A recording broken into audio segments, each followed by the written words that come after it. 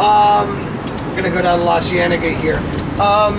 Evil was finding the guy who handed Darnell that gun when he was 15 years old. You know, Evil was finding him down in Orange County and seeing a guy who has escaped the death penalty, not once but twice. And speaking of religion, one of his hooks to escape the death penalty when he was on trial after they locked Darnell up, when they put him on trial, he brought practically the whole Muslim community of Los Angeles in their robes, praying in the courtroom. The DA was a conservative old school guy, Sterling Norris. He couldn't fight with that. They had blacks on the jury, and you know, once again, it was one of those things where between the Muslim influence in that courtroom in the late 90s or early 90s, I'm sorry, and just the seductive nature of this stone cold killer on a death penalty trial, you know, for conspiracy in this whole thing, you know, he was using, I mean, talk about evil. He's using religion to escape the death penalty on a crime he was surely guilty of.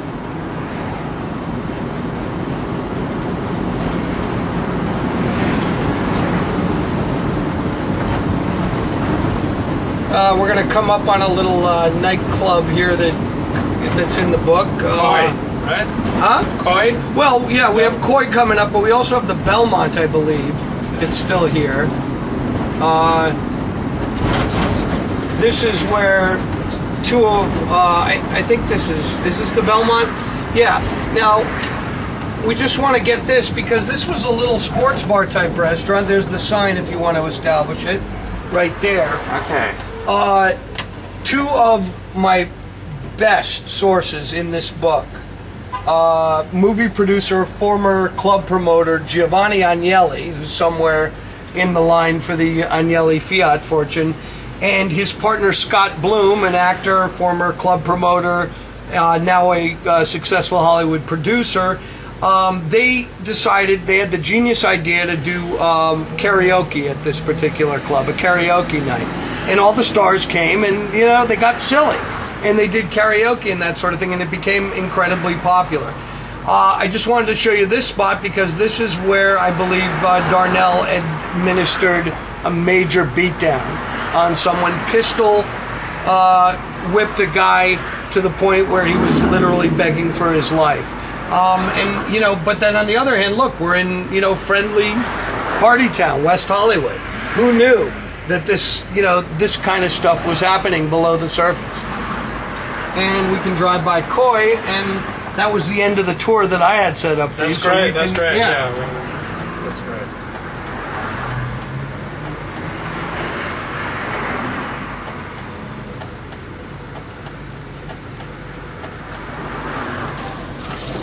If you could narrow down to as few variables as possible, what separates you from the people, there's Koi. What separates you from the people you've written about in this book? I think I say it in the book. These people, the arch criminals in this book would eat me for lunch. You know, I would literally be their dinner.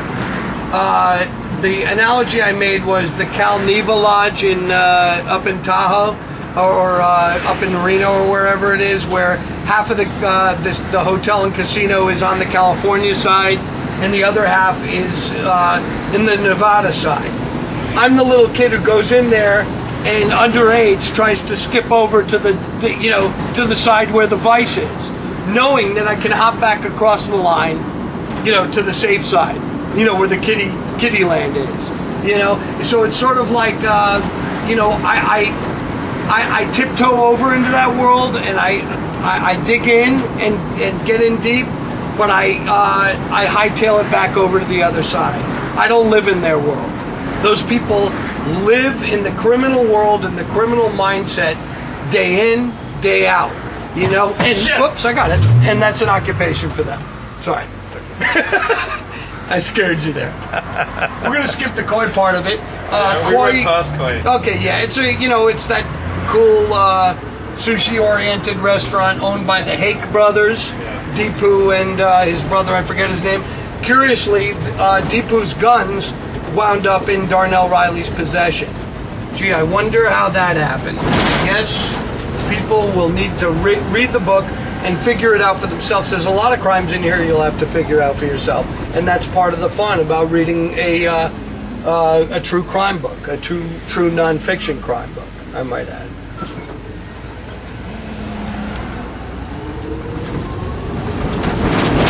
When you look back over your life, what are some of the single best decisions you've made?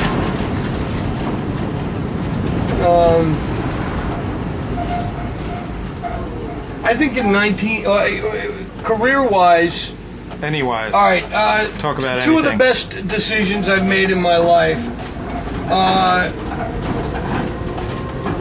One was the decision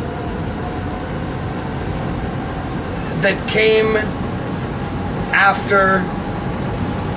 All right, I think the two greatest decisions in my life were at 25 years old, realized the jig was up, drugs and alcohol were not working, in fact they were killing me, and to stop using drugs and alcohol, number one. That afforded me a whole new life at 25.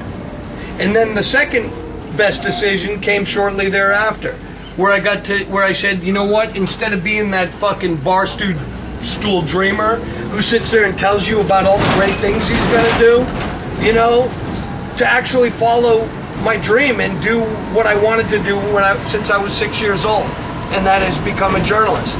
And I knew at 6 years old I wanted to be a reporter. I thought it was the coolest thing in the world. And as a result of getting off drugs and booze, I was able to realize that dream. I know it sounds kind of corny in one of those, you know, canned sobriety stories, but that is the truth.